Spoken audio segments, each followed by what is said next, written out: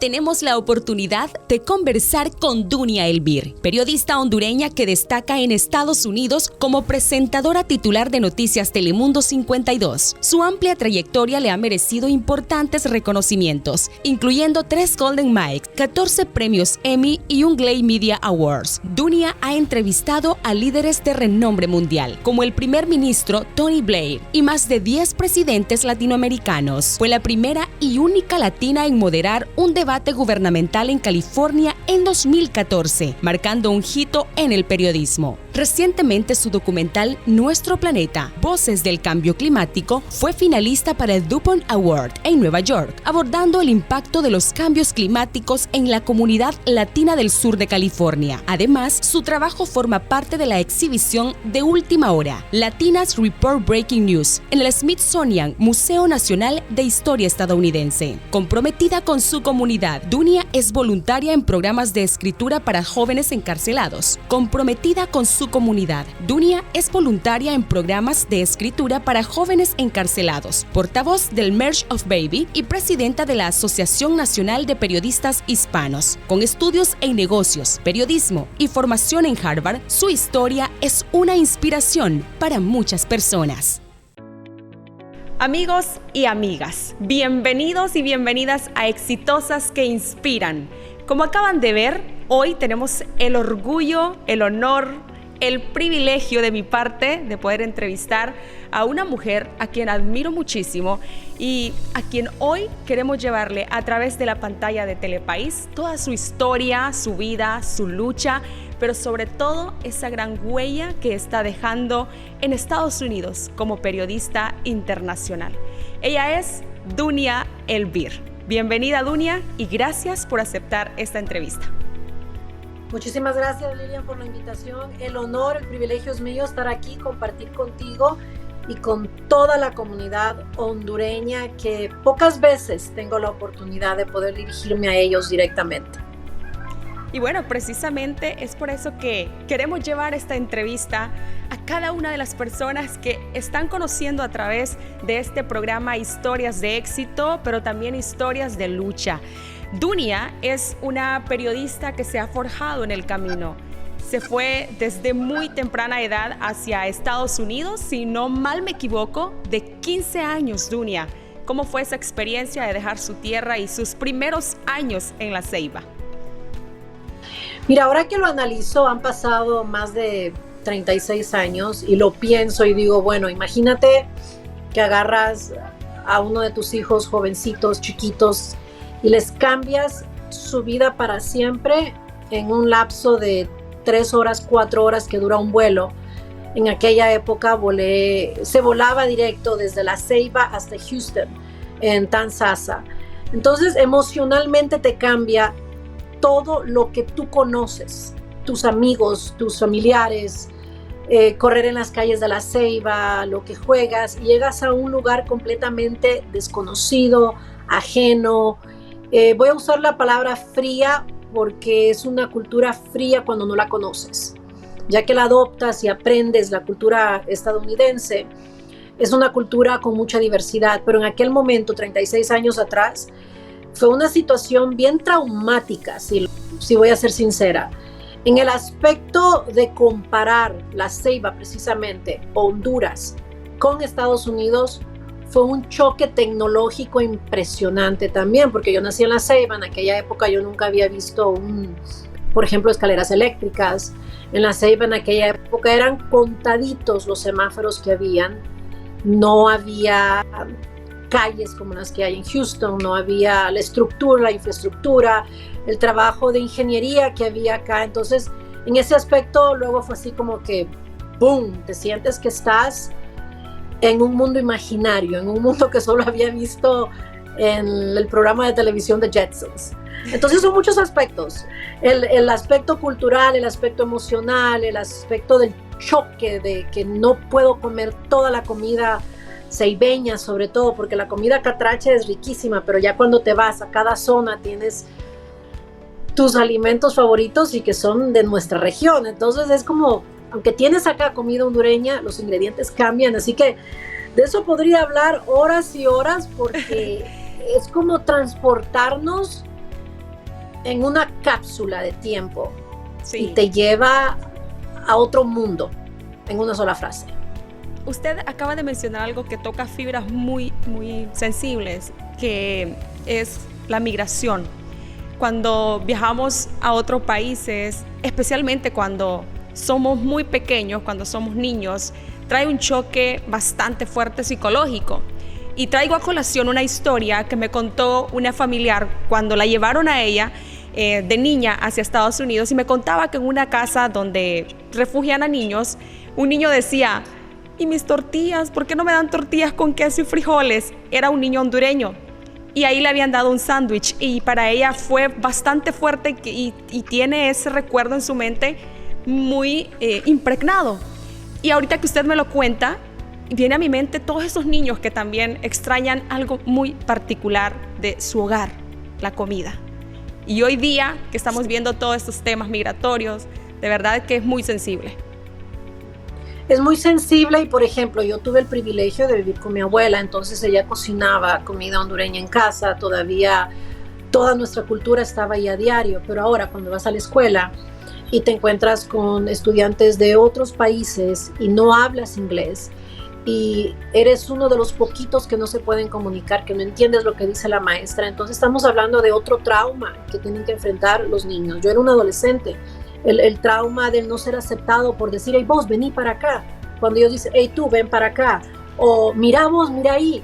No, no se dice así, doña, se dice mira allá. Vete, no se dice vení. Entonces todo eso uno lo entiende como adulto, entiende uno de que son diferentes estilos, diferentes regionalismos dentro del español, de acuerdo al país en el que crecimos. Pero un niño, ¿cómo asimila eso? Y por más que te diga un adulto: es que ellos son de México, ellos son de Sudamérica, son de El Salvador, son españoles, estadounidenses. Yo solo conocía Honduras. Entonces, cuando me estás pidiendo que cambie mi idiosincrasia lingüística, a un niño lo impactas también. Y a un niño lo impacta de muchas formas la inmigración. No solamente la comida, la cultura, el idioma. El simple hecho que en Honduras uno puede salir de la escuela, hace sus tareas y está en la calle jugando. Acá eso era impensable. ¿Cómo vas a salir? Es muy peligroso. ¿Con quién te vas a comunicar? ¿Con quién hablas? ¿Con quién juegas? ¿Con quién puedes tener conversaciones en común de cosas de la Ceiba, que fui a la playa, que fui a la barra? Todo eso era como perderte en una cultura nueva y poco a poco ir aprendiendo esa cultura y añorar lo que perdiste. Como que te lo arrancan de repente, ¿no? Cuando eres un niño. Claro. ¿Y se sintió en algún momento así? Claro, me sentí en muchos momentos discriminada, me sentí en muchos momentos aislada.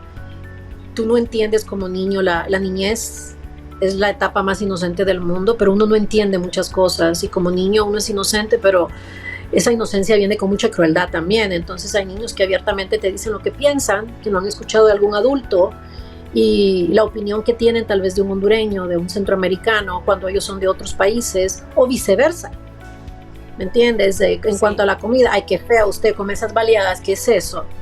Entonces, la inocencia de un niño puede ser abiertamente y discriminatoriamente cruel. Entonces, sí, yo te mentiría si te digo que no tuve momentos muy, muy difíciles, extremadamente complicados cuando piensas en que pasas de tu entorno, que es tu vida, que es lo que tú conoces, a un lugar en donde ni siquiera conoces el idioma, para empezar. Claro. Ni siquiera sabes cómo expresar lo que estás sintiendo en ese momento. Sí. Partiendo por ahí es complicadísimo. Y partiendo precisamente de una infancia hasta los 15 años en la Ceiba, y después de los 15 años hacer una vida en Estados Unidos, un antes y un después. Dunia Elvir, ¿cuáles son esos valores, cuáles son esas costumbres y tradiciones que aún viven en usted? La comida, por ejemplo, eso mi abuela se aseguró de que todas aprendiéramos a hacer comida hondureña, así que yo sé hacer pasteles, baleadas, sé hacer sopa de caracol, tapado, sopa de cangrejo, todo lo que comemos en la Ceiba. y todo lo que en la Ceiba le ponemos un nombre, como la chuleta jeibeña, que le dicen de otra forma en San Pedro, que le dicen de otra forma en Tegus. La comida y la cultura fue una de las primeras cosas que mi abuela se aseguró de que no perdiéramos. Otro de los valores que yo te diría que aprendí desde muy pequeña, y no lo entendí hasta que crecí, pero ahora con más razón utilizo la palabra, la mujer catracha es una mujer guerrera.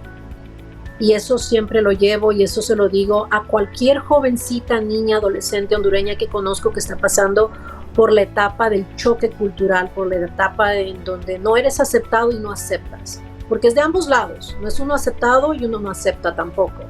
No es que uno es víctima de, sino son las circunstancias los que nos ponen en esa encrucijada, ¿no? Entonces, valorar, llevar el mensaje de que, sobre todo, el hombre hondureño también tiene sus valores, ¿no? Y mucho que admirar, pero enfocándome en la mujer hondureña es guerrera, es una mujer que trabaja, que se educa, que estudia, que atiende a los niños, que no acepta un no por respuesta.